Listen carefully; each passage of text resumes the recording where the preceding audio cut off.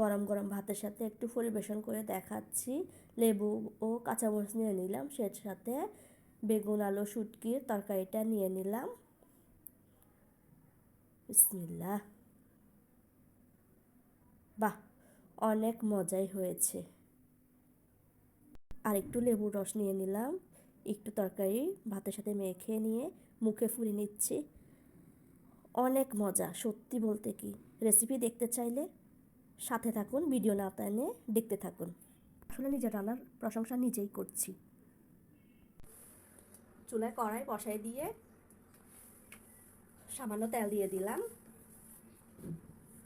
তেলটা গরম হতে হতে শুটকি দিয়ে দিলাম, পেঁয়াজ কাটা ও রসুন কাটাও দিয়ে দিচ্ছি।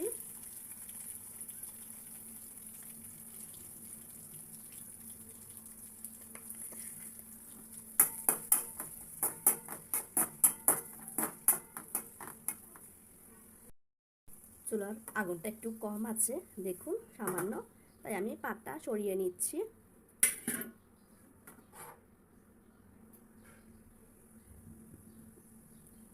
বসিয়ে দিলাম। গ্যাসের কষ্ট আসলে সারা বাংলাদেশে চলছে, শুধু আমার একার না।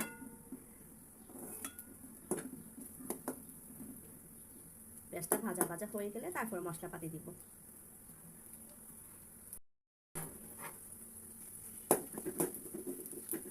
শুটকিটা ফাঁসা শুটকি। শুটকির তরকারি কে কে পছন্দ করো কমেন্ট করে জানাবে। পেঁয়াজগুলি ভাজা ভাজা হয়ে গেছে, দেখুন কালারটা পরিবর্তন হয়ে গিয়েছে। এবার আমি মরিচ মশলা ব্যবহার করব। শুটকিটাও ভেঙে গেছে, শুটকির অনেক ভালো গ্রান বের হচ্ছে। শুটকি গ্রান আমার আবার ভালো লাগে। দিয়ে দিচ্ছি লবণ, দিয়ে দিচ্ছি হলুদ গুঁড়ো, মরিচের গুঁড়ো দিয়ে দিলাম। ঝালটা যার যার পছন্দ মতো, যে ঝাল বেশি খাবে সে একটু ঝালটা একটু বেশি দিবে।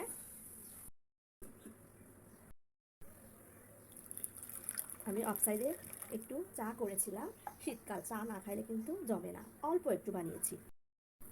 মশলা কষানো হয়ে গিয়েছে,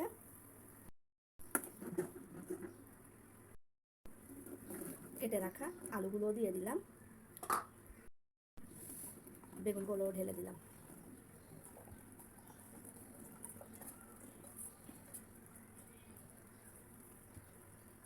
ঢেকে দিলাম। বেগুন আলু আশা করি দুইটাই সিদ্ধ হয়ে গেছে, কারণ অনেকক্ষণ লো হিটে রয়েছিল। আমি এর ভিতরে আর কোনো পানি অ্যাড করিনি, এটা ভাজা ভাজা হবে। আপনারা যারা বেগুনটা সবুজ সবুজ রাখতে চান তারা ঢেকে দেবেন না, ঢেকে না দিলে বেগুনের কালারটা সুন্দর থাকবে। আমার আগুনটা কম তাই আমি ঢেকে দিয়েছিলাম। আর বেগুনে যতটুকু পানি ছিল অতটুকুতেই সিদ্ধ হয়ে গেছে, দেখুন আলুও সিদ্ধ হয়ে গেছে।